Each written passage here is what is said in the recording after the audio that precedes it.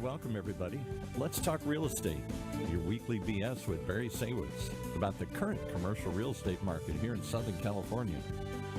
As we take a no BS look at both sides of the issues driving this market today to find the best solutions going forward.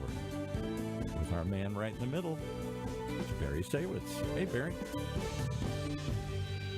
Hey, good morning, Paul, and good morning to all of our viewers and our listeners out there. I am Barry Saywitz, president of the Saywitz Company, and we are back here again talking more real estate. If it's Tuesday, we're going to make something up relating to real estate, and we're glad you could join us, and we're going to do it here again. And so today's show is a little bit different than what we would normally do. We thought we'd do kind of an update on what's going on in the economy, how it relates to the real estate markets, do sort of a fact check on what some of the factors are that are impacting everyone in today's world, and how that plays into how we're moving forward. So we thought we'd do a little question and answer with Paul and myself, and banter a little bit back and forth about tariffs, the economy, interest rates, stock market, all of that fun stuff. And so I don't even know where to start, Paul. I mean, I guess we could start with some of the most recent happenings in the economy. We obviously do business shows here all day, and I hear people coming in scratching their head. The economy today seems to be what Charles Dickens once wrote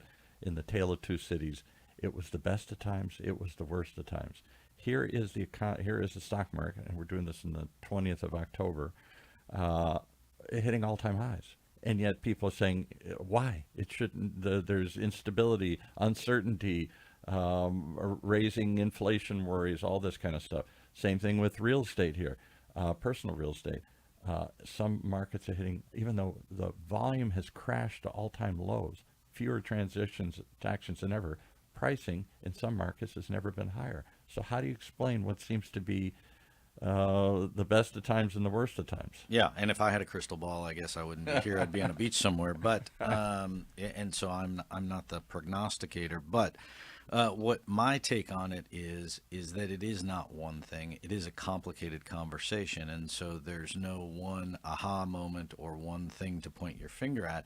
I think the way you start is you have to look at the factors that are impacting the economy, and then you've got to look at those economic factors and then figure out how they relate back to the real estate markets. And then also you have to look at consumer spending and public perception of what's going on. So let's take it in pieces. Number one, you have tariffs, right? I mean, right. They're there. The great uncertainty here. They keep going back and forth, and then, one day it's 100%, and then the next day it's 20%, and then the president tweets, and then the stock market falls 800 points, right. And then he says something else in an interview, and the stock market jumps. And so those are reactionary things to obviously what one person who happens to be the most powerful person on the planet might say or might think. But you have to look at the day-to-day things of what's going on. And so irrespective of the fact that there's tariffs, people are trying to work through that and trying to work through the production. And then who bears the cost of those tariffs? Is it the government from that particular country? Is it the manufacturer in that particular country?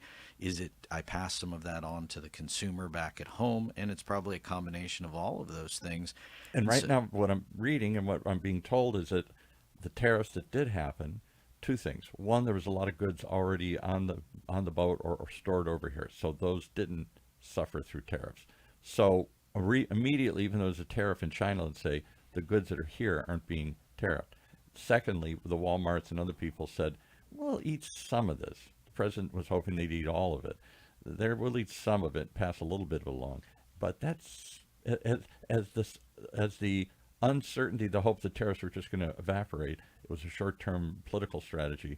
As that seems to go away, I'm hearing and reading that more and more tariffs are now being passed along to the consumer. Construction costs, wood costs, all those kinds of things. Are you experiencing it? Well, so that's the issue is if you believe everything that you read on the internet or that you hear about on TV, you'll get misled along the way because there's a lot of information out there, and some of it's either not true and it's just fake, or some of it is slanted, or some of it doesn't tell you the whole story, right? So when you talk about these tariffs with China, they're specific tariffs on specific things. It's not that everything went up 100%, right? Or because that's the perception. Oh my God, everything went up. Or 40% with Vietnam, right? I mean, it's not across the board, but there are certain industries that are certainly going to be impacted by it. And those tariffs are specifically designed, well, again, I'm no expert on tariffs, but they're designed to make that other country do something for us. So lever. if that's raw minerals, if that's parts that go into making Rare computer earth chips, minerals,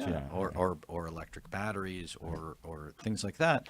But that doesn't impact the coffee or the widget that somebody else might make or the piece of clothing. But what it does do is it causes uncertainty, right? Exactly. And then the uncertainty causes a reaction from people. And some people go, look, it doesn't really impact me. I haven't seen it in my front door, so I'm just going to go on with life.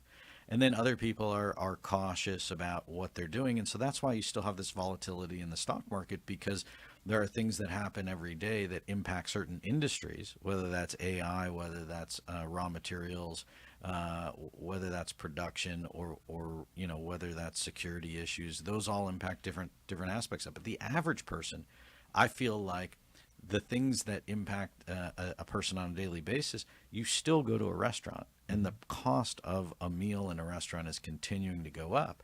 And then, Unbelievably high. but I someplace, don't, yeah, but I don't think that you can directly attribute that to tariffs. I attribute that to higher wages.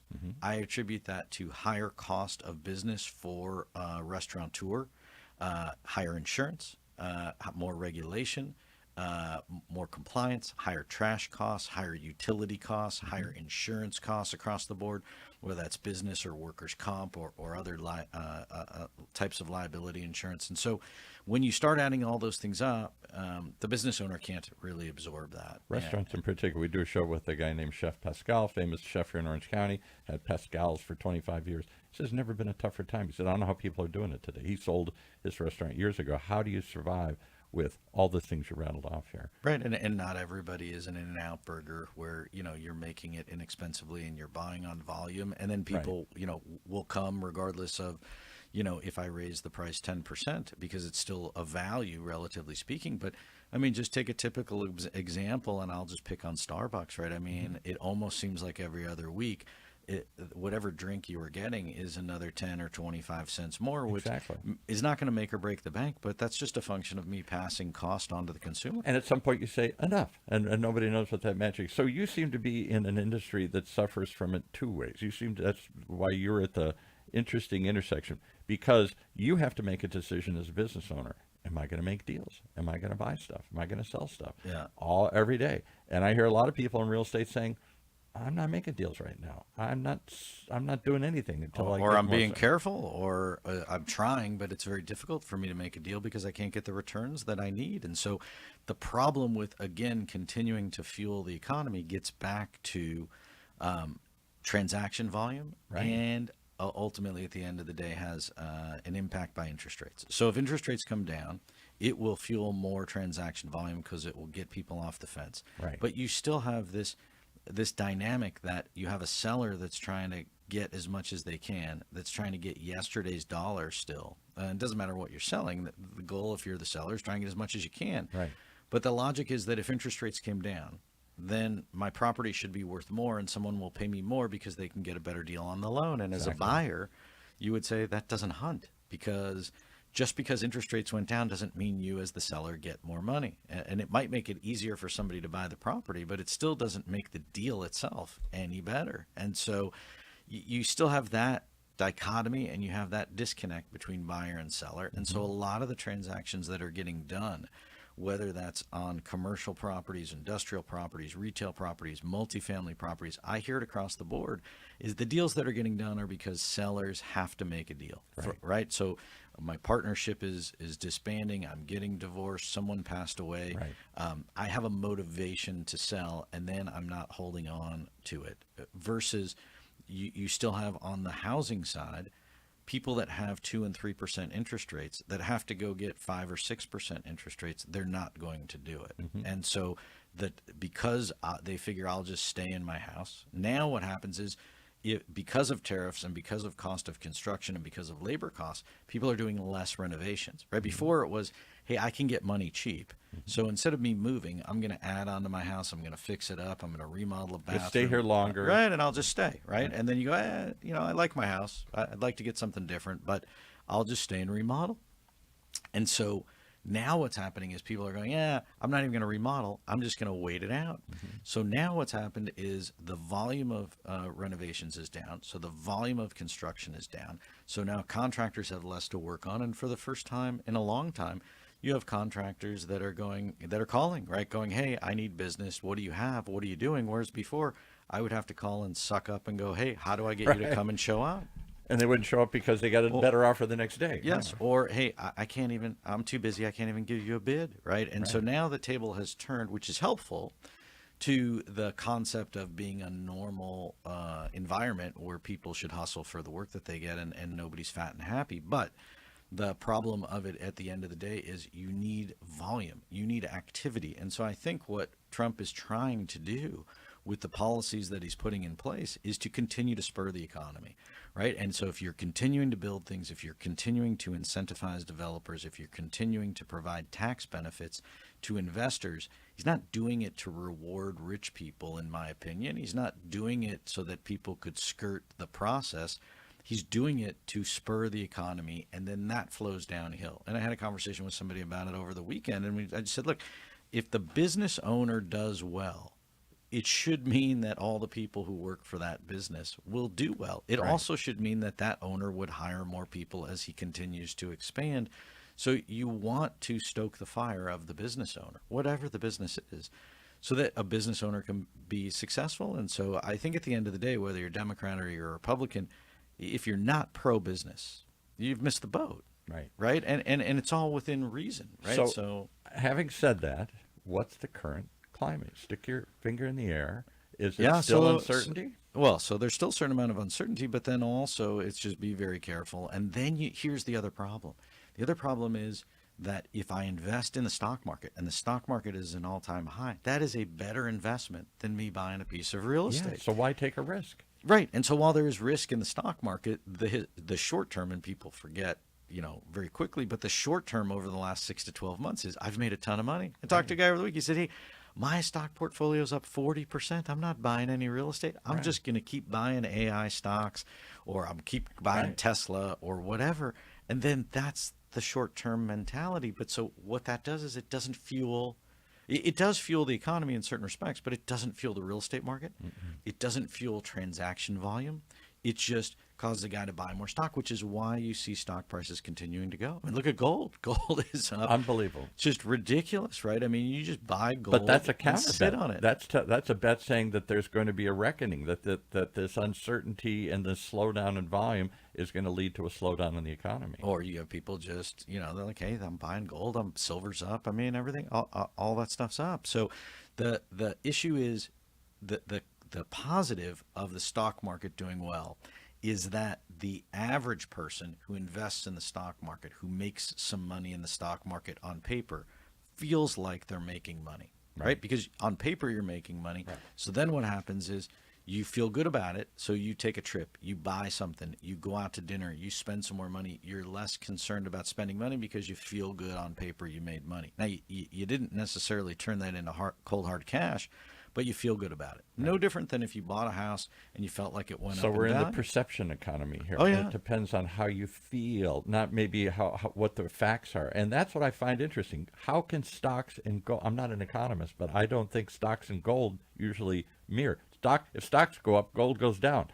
If gold goes up, that means there's a bet against the economy, and I better pull money out of the stock market and put it into something more Right. stable. Well, and it's also interesting because if the stock market was very volatile and interest rates came down, you would have people creaming the profit off of the stocks that they bought, and then converting it into purchasing real estate. But you don't see that. And the reason you don't see that is because the perception is that if I just stick with the stocks that I've bought, I think I have a better opportunity to make money, and I'm doing it, versus going into a real estate deal where I'm struggling to get some nominal return. And so if you're looking at buying a commercial property and you're going to get a 5 or 6% return on your money, and you left it in the bank today and you got 4% with no risk and no downside, or you put in the stock market and could get a 20% return, if you gave the average person those options, would buying a piece of real estate be the top of the list? And the answer is no. And so I said, you're in a dual perception problem, because it's not just the perception of the buyers and sellers. It's not just the perception of the investors and the banks, who fuel and grease all these deals and keep them going. It's the perception of the public that ultimately rents the apartments or rents that retail space. And I got to believe the perception of the public is, I'm going to wait. I'm not sure what's going on. Well, and then you convert that back to the average person. So the working class person who gets a paycheck and lives either paycheck to paycheck or somewhere around there, and then relies on that and is not investing in the stock market, but is just looking to pay their bills. The fact of the matter is that rents for apartments have not gone up dramatically, right? They've only gone up moderately, and with a cost of living, as it should be in a sort of a normal market. And so you shouldn't be underwater as a renter. And while your rent might go up a little bit, it's not the end of the world for you, and it doesn't alter your spending patterns. But you're probably also not going to move because Yes. the next place is more expensive. Yes, Probably. and so there's less movement around, right? And then the new product that's getting built, because especially here in California, you have big pressure from the state to put pressure on the individual cities to build new housing. Whether it's affordable housing or not, it doesn't matter.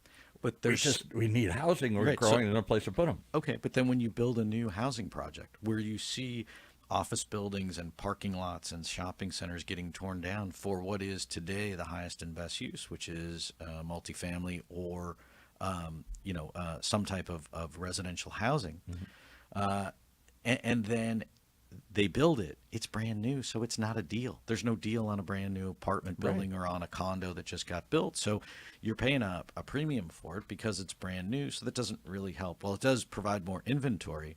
It really just raises the bar on what the going rate is for stuff that's out there. So now you talk about it from a landlord perspective. The cost of insurance, the cost of utilities, the cost of trash, the cost of operations, all of those things are up. Somebody said to me last week, I was at a real estate conference, and they said, it's just not fun anymore, right? And Maybe that's it. and it's also not what it used to be, right? So there are all kinds of government restrictions that you have to navigate. Then you have environmental issues. Then you have insurance issues, and then you have And all, labor issues and cost issues and then and you have tariff issues and other things. and then you have all the normal risks that you had, historically in real estate, which is that you've got to be smart and make money. And so there are very few deals out there that is the case. And then you need to be well capitalized. And then the banks still are fairly critical of, while they'll lend on the properties, they're just not extending themselves and loosening the purse strings, because I don't think they can, nor do I think they need to. Right? Their stocks are fine. Right. So I guess my perception is I've been waiting for normal. And for a couple of years, every cycle, the end of the year, the beginning of the year, we say, well, maybe this is the year that something will get normal. We'll get to whether it's a new normal, whether it's an old normal, we'll get back to some predictable pattern, whether it's the pattern's down or the pattern's up. There's ways to make money in both. There's ways to play that. But it's the uncertainty that seems to surprise me.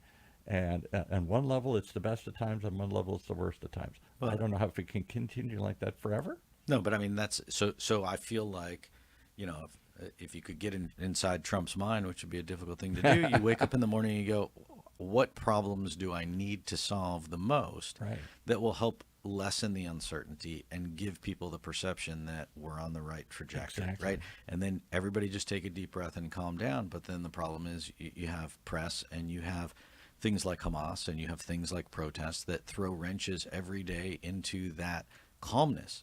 And it's that uncalm and that uncertainty you're talking about. But he seems to, and I know we have different opinions on the president, but he seems to thrive in that uncertainty. He seems Well, I to think he create does, that but uncertainty. I also think that some of those Keep things- everybody off balance, Yeah. and that's what he's always done. And yeah, Right, but I also think that it's not like he's creating some of these things on his own. They happen, or they find him, and then he's got to deal with them. And so, again, irrespective of Trump, I think for the average person out there, yes, there's uncertainty, and if I don't know where it's headed, then how can I act accordingly? and so can uncertainty, is this the new normal then? Uncertainty? Well, I It think has you- been look, for a you- while. yeah, But with Biden and with Trump and everything, we seem to be in this uncertain cycle. It goes up, it goes down constantly. The stock market. So I think, look, if you solve some of these wars, which is also uncertain, right? If you solve the tariff issues to the point where there was actually a definitive deal, it seems like it's been dragging on for almost a year now. Yeah, and they go up, they go down. So I guess that's what's surprising. That was today, what I was asking about today. a couple of years ago, if you replayed some of our episodes, we said, well, this is just a temporary choppy water. It's gonna Right, like, hey, I think interest rates will go down, everything will be fine. Hey, I think the problems in the Middle East will get solved. And or I everything think will they'll be fine. go up, and that's going to change the way I do things. There's a certain predictability that then you factor into things. I'm going to do a deal. I'm not going to do a deal. This is going to get better. It's not going to get better. You kind of have some belief that we're locked into something. We seem to be it could go either way all the time. Yeah, and I think now, where you look at it in the fourth quarter, the hope and the expectation is that interest rates will come down again. But even if they come down another quarter of a point, it's not going to swing the needle to the point where everybody all of a sudden gets off the Right. fence, right? And so you just need to take baby steps, and then maybe one day you wake up and you go, we're actually at a better place than we were before. Well, the only thing I'm certain about is you got to keep tuning into this show because as we talk to other people, I know that's going to be a continuing topic as it has been. Where are we headed? What do you think? What's it look like? Is it going to get more fun? Is it going to get more predictable? Is it going to get easier? Or are we just in this uncertain, choppy water, which we've been in for a while, now under 2 administrations? Yeah, and look, tomorrow's another day, and we'll be back here next week talking more real estate, and we'll Still try trying to figure it out. Yeah, well, look, that's all we can do. I'll put one foot in front of the other, and try and answer one question a day, and at least you're making progress. And so, look, for those folks tuning in, I think you're going to have to keep tuning in.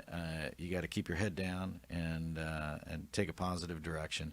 And then take a deep breath. Yeah, and try and make smart decisions. Don't make irrational short-term decisions. And I think that's the key too. I think the days of just easy money. Hey, I can invest in the stock market. I can invest in real estate. Any idiot can do it. It's harder to make that argument. Yeah, and so then you've got to look at other avenues. But if you look at people in today's world, they go, hey, I bought stock a year ago and it's way up and I made a bunch of money and I'm a smart guy. And then the answer is no, you were just lucky and riding the wave. Right. I mean, and so tomorrow will be another day and you'll have to continue to address it. So that's what we'll do. We'll come back next week. We'll bring somebody in. We'll try and answer some questions and we'll do it again. But in the meantime, we appreciate everybody tuning in, listening in, and we'll be back here next week talking more real estate. I am Barry Saywitz. For Paul and everybody here at OC Talk Radio, thanks again for tuning in, and we'll see you next time.